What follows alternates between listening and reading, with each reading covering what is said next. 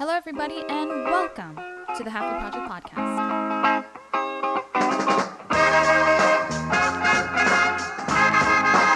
My name is Becky. Sitting next to me is Cedric Cedric, whom you may not have seen for some time. What's up? But we are back for the podcast. Well, the people haven't seen you. I mean, up until recently. That's true. Okay, yeah, so that's we've right. been sort of both of us have been incognito. MIA a little bit. Oh, MIA is a better way to say it than incognito. Incognito. Like, what are we doing? Like hiding around. Yeah, so we're back. I know we had sort of a hiatus. You probably have heard the previous episodes that we had Kayong, but now we've got Cedric again, once more on the podcast. Once more, as if I'm a guest.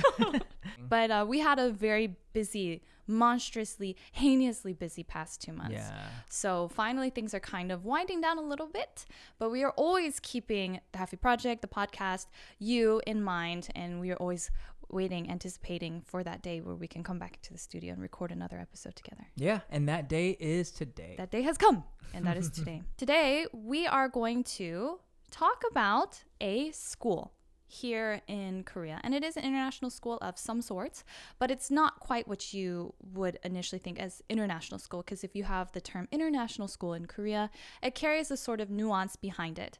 The international schools tend to be more geared for wealthier students, right? Or from wealthier families, just simply because of the qualifications required to enter the school or because of how much it costs to attend the school, right? But you can always guarantee there's going to get a great education. There's going to be kids from all different nations and nationalities here. That's kind of like what you think of when you hear Hakyo or international school, right? Of course, you also have the traditional Korean schooling system. But the school we're going to talk about falls somewhere in the middle, if we just kind of say it simply. But this school is called Haemil Hakyo. Haemil Hakyo. I think more people are aware than we were. Than we were aware. Well, I'd heard of it a couple years ago. Yeah. But I never did any deep dive in it. I knew it existed. Sure. But I didn't know what it was. Yeah, I remember hearing about some school that she started. She being the person that started, obviously, who is Insooni. Yeah. See, I ruined the dramatic. Yeah, we wanted presentation to make it like da-da-da, but that's good. But we got a chance to actually visit the school. Yeah. And it was really cool because I remember I called my mom after. I didn't even tell her before we went. I just told her right after. Yeah. And she, she's a very big fan of Insooni. Who isn't? Right. And then two, she already knew what the school was as well. But let's break it down a bit. Let's explain Haemil Hakyo for our listeners. Well, the name Himear. So I looked up the name Himear, and it basically means 비 온 뒤 맑게 갠 하늘, which is basically after the rain, the bright sky, which is a really beautiful and symbolic name, I think, for this school.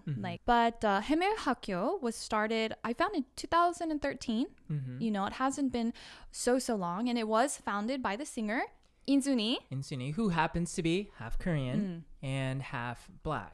Her father was an American soldier. Yeah. So, but she grew up in Korea. Yeah. And she grew up under her mother's influence. I don't think father was in the picture. Right. So she, by all accounts, is just Korean. Yeah. Very Korean. Yeah. She's such a cool lady. I don't know how to explain her. No, she has a presence. She has a presence. And her smile is so beautiful. Yeah, it's just amazing. She's like, I don't want to be a fangirl. I try not to fan over people. Prior to meeting her, I always thought Insooni, if I met her, would be like the pinnacle of what Halfie Project could do. She's original generation of half Koreans here in Korea, born, raised in Korea. And prior to her, I don't think I've ever met any of the first gen. Yeah, she's always kind of had a presence in my mind when I think about, half Koreans in Korea. Insooni is someone I always wanted to meet her. Definitely. I mean, I guess she would probably be the most popular or most famous. But there's Yoonmi too. Yeah, but Yoonmi is kind of like the next generation after. So I think everyone knows who she is. I remember when we posted about the school, everyone was commenting on my post, and I'm sure they probably commented on the Halfie Project post as well. But people who are young and older were all like, "Oh my gosh, that's amazing! She's awesome." So I think she touches every generation of people who are either Korean or are into Korean entertainment. Yeah, so she's definitely, by that account, I think one of the most famous half Koreans. I watched this interview about why did she start Haemil School, and she said it's time for me to give back what has been given to me. And she learned that approximately 28% of mixed kids who are growing up in Korea will graduate from high school. And that's an abysmally low number, especially in such a highly educated country like here in South Korea. So she said when she heard that, she got a shock, and she just really wanted to help give these kids a future. Because especially in Korea, think about it in Korea, how education is so incredibly valued. You can get multiple degrees, certificates, masters, and still struggle to find work here. Right. Yeah. So if you're growing up already with, let's say, racial discrimination against you, on top of that, you don't have an education here, there's not really many options. No, the odds are totally stacked against you. Right. In that case. So she established Himear Hakyo with the mixed kids in Korea in mind. And she wanted to basically create a way for the kids to be able to build their roots here in Korea. So right now, they only take middle schoolers. And there's a reason for that. So in Korea, there's something called 사춘기. 사춘기, I guess, was that like puberty, I guess? I guess so. 사춘기, right? Yeah. 사춘기 is a very volatile time, obviously. I think prior to that, you're kind of in the arms of your parents. She said during 사춘기, during 중학교, middle school time, was when she wanted to get these kids to help them build relationships, to help them learn Korean fluently, for one, to help them build a better connection with both of their parents, both of their cultures and sides, and also the surrounding community, the Korean community, because in Korea, a lot of times, people, later on, it's about who you know as opposed to what you know, really. So people will be friends with people from elementary school.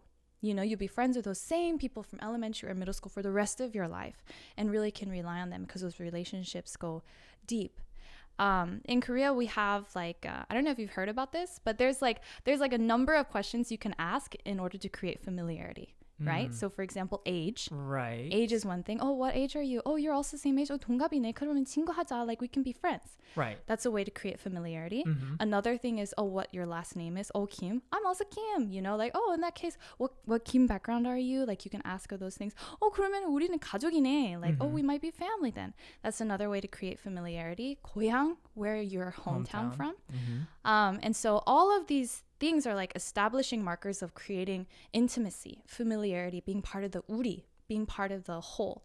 And so a lot of these kids might not have some of those familiarity markers. So during this middle school time, her hope is to help them to establish those familiarities, to build their roots, to make Korean friends from a young age, to get connected with the community around them, to be able to speak the language so that they can be part of 우리 when they get older and become part of Korean society. So the school is pretty much one, I guess depends on how you look at it, but it's a small to medium-sized building, but it has their auditorium, has their classrooms, and it's really nice actually. It has a great feeling. Yeah, so it's just a very nice little small intimate school. Yeah. And we were able to visit the auditorium mainly, and we were in a couple of the offices.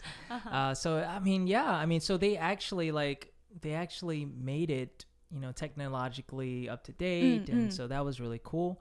And then there's also another building right next to it, and that is the dormitory. They just built it. Right. So the students are able to actually stay there during the semesters because some of the kids, they come from far away. So like a daily commute would not be practical. And so this is just a way to provide the kids housing while they're able to study. It's nice. So it's kind of like up a hill, sort of nestled in the countryside, kind of near. It is really out there. Yeah, it's near the mountains and everything. Right. So it's away from a lot of distraction. So I think kids can just by nature just bond. Yeah, they could just bond and not be distracted with a lot of stuff. So everyone's there. They have to get to know each other. And I think with the kind of atmosphere that Insooni and the staff and faculty create is one of love and, one of friendship. Yeah. Which is what I think we saw. Yeah, absolutely. The short time we're there. Like Insooni was there and she hugs all the children. Right. She even hugged us. Yeah, like we walked in. So So I had no idea. Like, I thought she was just gonna be in the office, right? Like I Godfather know. style, like her back turned against us, and then they're gonna take us in there to. She wheels the chair around and her arms are crossed. She's got a cat in her lap. Yeah, as soon as we walked in the door, she comes and she greets the people that brought us there first because she knows close. them. And then she was like, "Oh, come here," and she hugged you first. Well, she hugged you first. Did she? Yeah, she hugged you first. Oh. She's like, "Oh, hello," and then she saw me and she's like, "Oh, 너도 안아줘야지. You have to hug you too." And I was like, "Hello." That's very unusual. It is like because in Korean, you don't just be hugging people, no. especially when you first meet them. Exactly. You bow, yeah, right, and especially with her, like she's much. I guess she's much older. She's much more established, right? In Korean society's eyes. So that was a surprise. It's kind of surreal thinking about that. And another thing that Insooni had said is that it's a way for also the kids to get connected with the community around them. I think in the city, people are living kind of independent lives, but here, the community can help them out, can come together. They interact with people around them. Families will come, and recently they did like a 김장ing.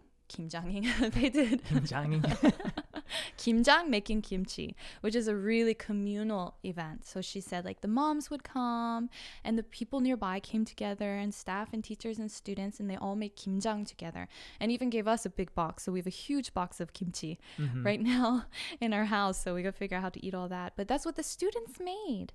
And so they're getting this experience, like really Korean community cultural experiences, which, come to think of it, even a lot of kids here who grow up in the city don't experience 김장. Right. It's kind of an old school thing. We're out in the countryside. Right.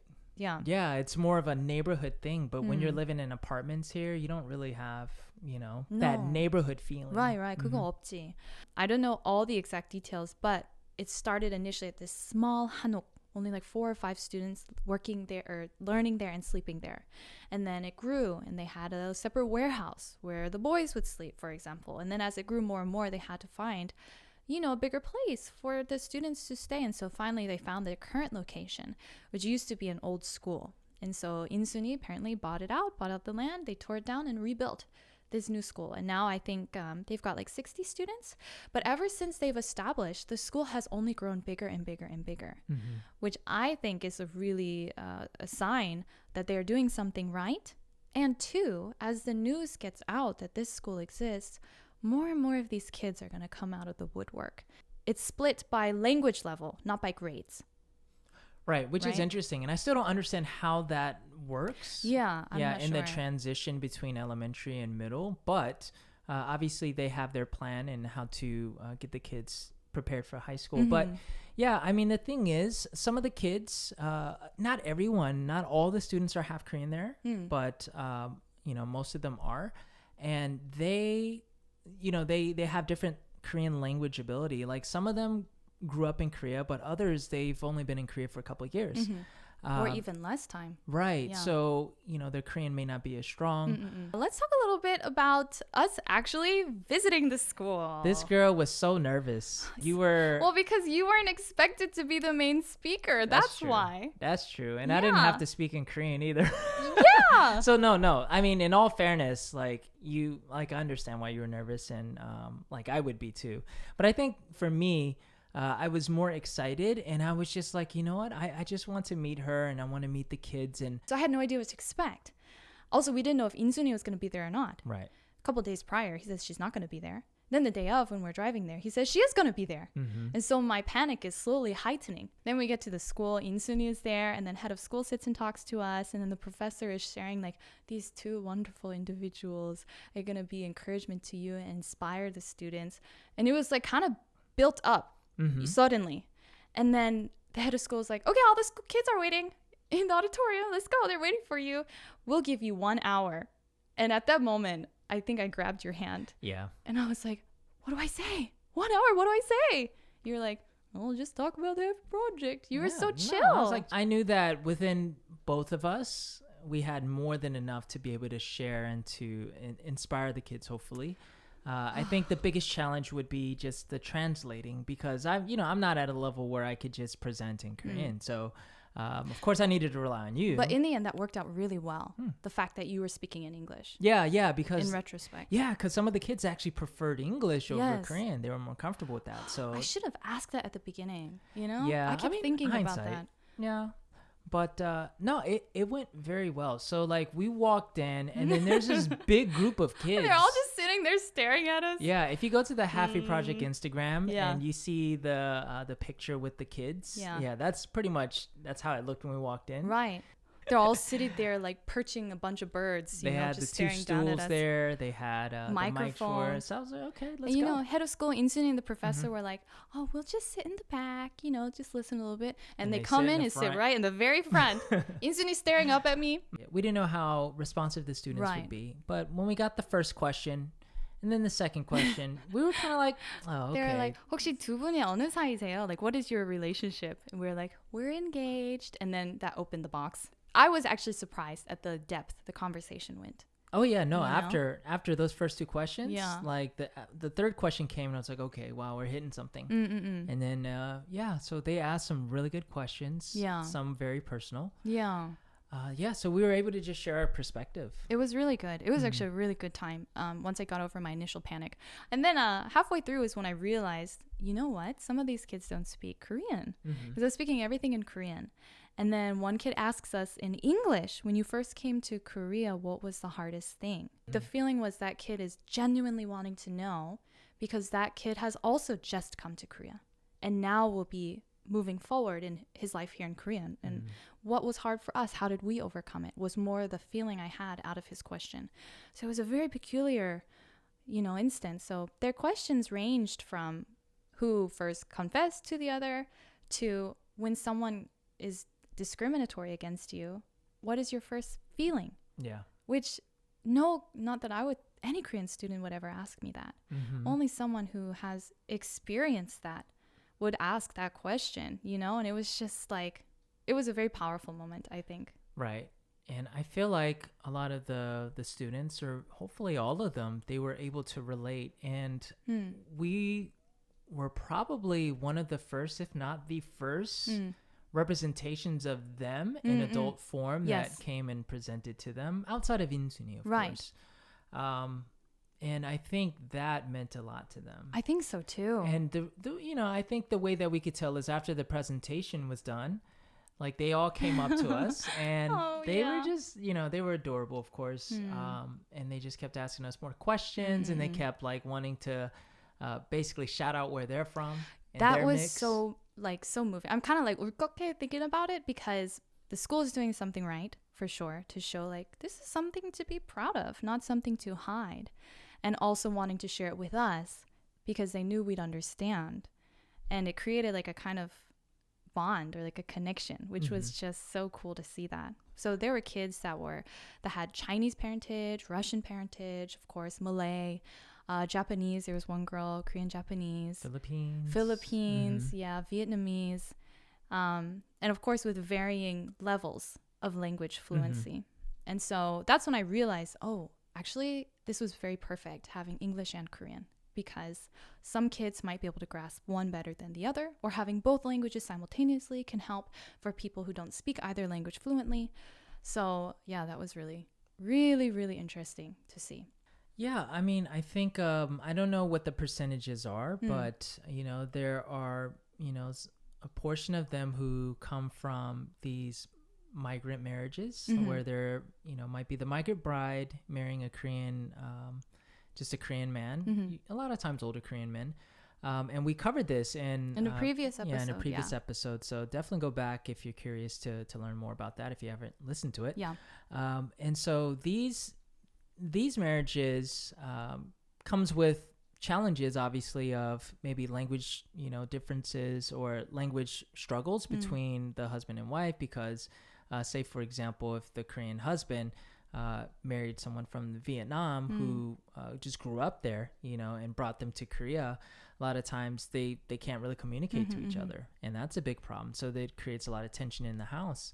And so with the kids growing up in that, it could be very, very difficult. Right. And, I can only imagine how hard it is for like the kids to try to relate to one or even both parents. Yeah. Yeah. Absolutely. If your parents can't communicate with each other, you know, and some of these kids might not even speak either language perfectly, fluently either. So it's somewhere like this mishmash in between something space. Of course, we have the migrant bride situations, and then of course a lot of factory workers. So we can kind of guess that they're not coming from very well-to-do families, and or they have faced bullying in their community or their previous school because they're not fully Korean or not able to communicate well. Some of these kids have grown up primarily in their mother's country. It's typically a mother's country, which is not Korea, and then they come to Korea later on. I guess to claim citizenship, or maybe it's just the parents are reuniting in Korea. For some reason, they'll come back to Korea, or they'll come to Korea. It might be their first time not speaking Korean, and now it's just like, okay, good luck, you know? So there are those kind of hardships that these kids face as well. And this school just, you know, embraces them, brings them in, teaches them Korean. And a number of the kids at the school are also just full Koreans, born and raised in Korea. And the reason being, she didn't want it to be like purely just multicultural school, because it's important to, one, build those connections at a young age, you know, with people in the Korean society already. So you just become part of a fabric of the Korean society.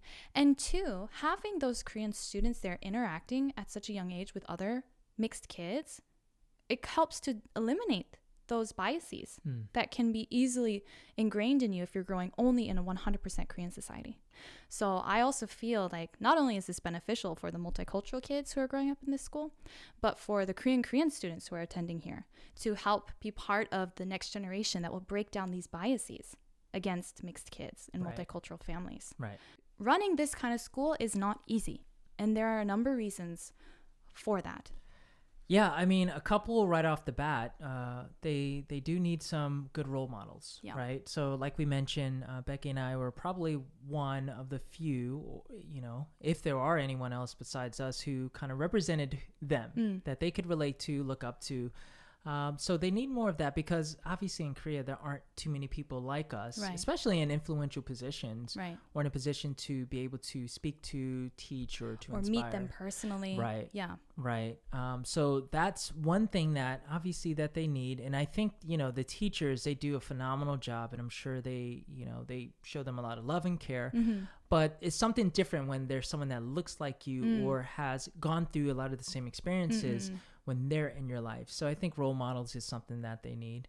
And also language skills. You know, they need to improve their Korean, of course.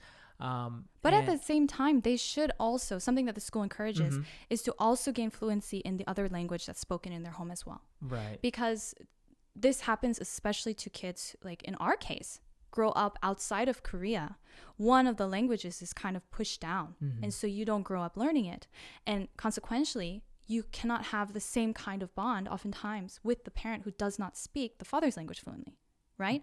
So you might feel pulled to one side or the other, or you might not know one parent as well as you know the other. And I had read here, head of school was saying, we really want to encourage and inspire the students to learn both languages fluently, to have a good connection with both of their parents. Perhaps one of the more important, not more important, but one of the bigger things that the school needs is financial help, I think. Because from my understanding, and you could probably chime in because I think you know a little bit more than I do, but this school has been primarily funded, at least started and, you know, continuously funded mostly out of Insooni's pocket. Right. Yeah.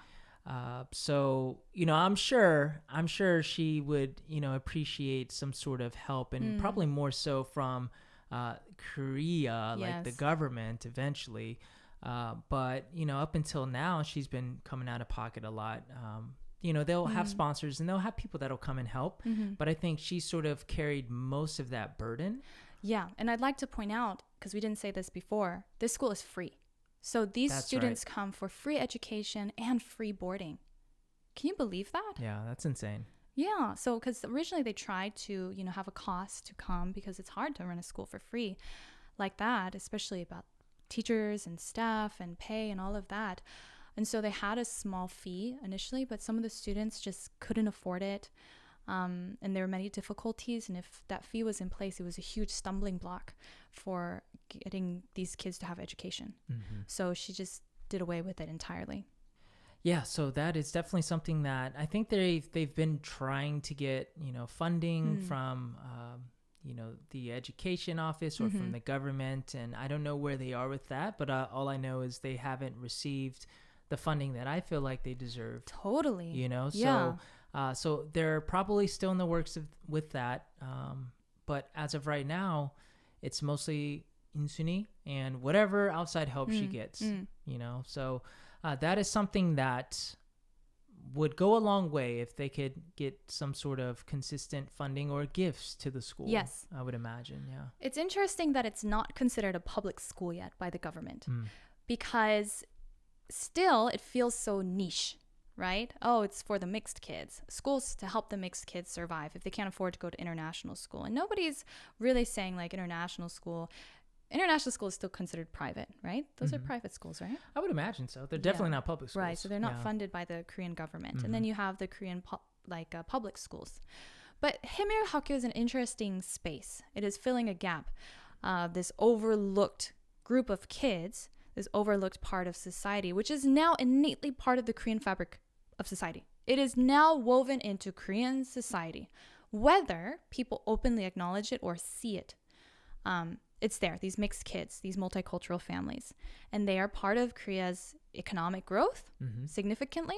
They are now going to be part of the way Korea's society and laws and public action, all of it, they are now part of that.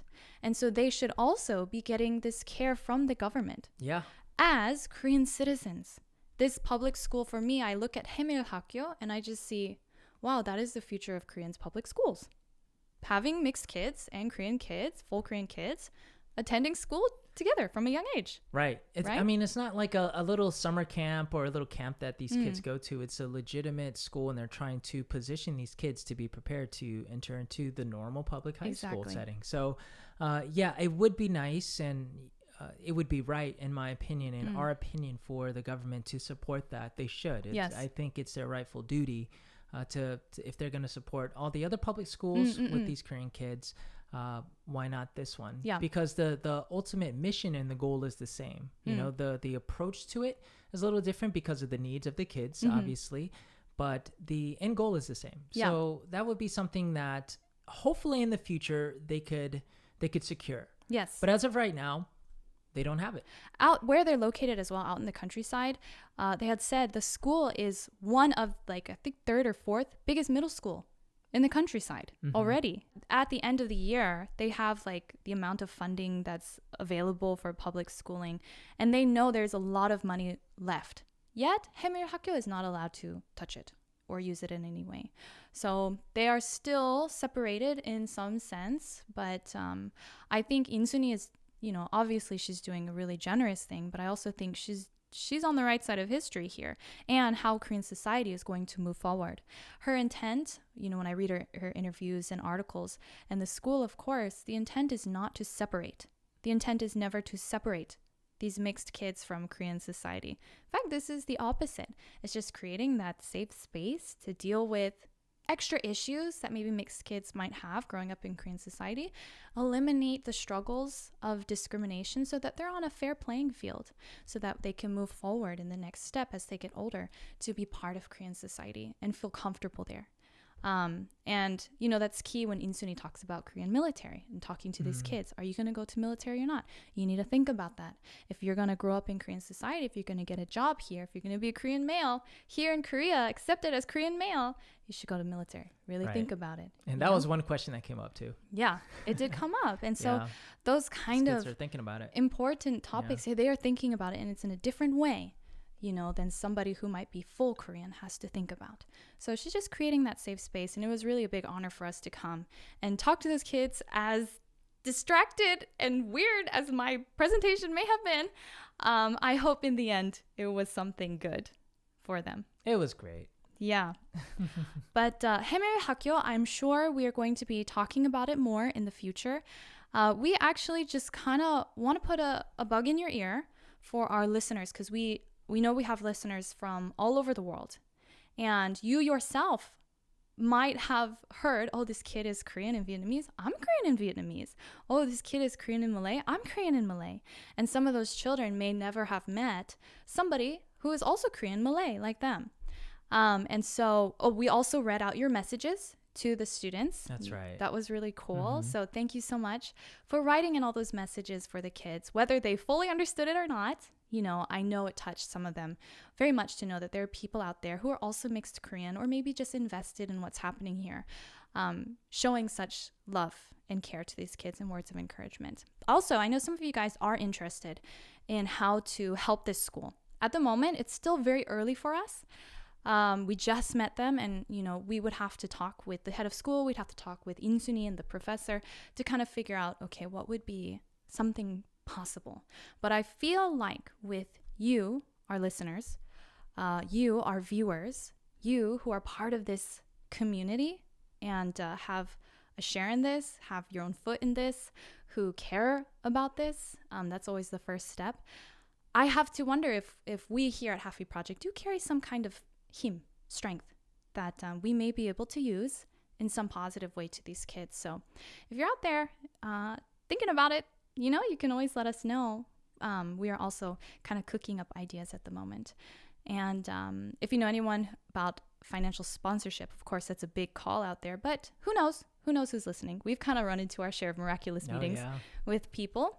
You can always get in touch at thehalfieproject@gmail.com. If you have questions, you can email us there. If you're watching on the YouTube channel, you can leave a comment. And if you know anyone would be interested in this topic, you can send them the podcast or the video for them to see as well.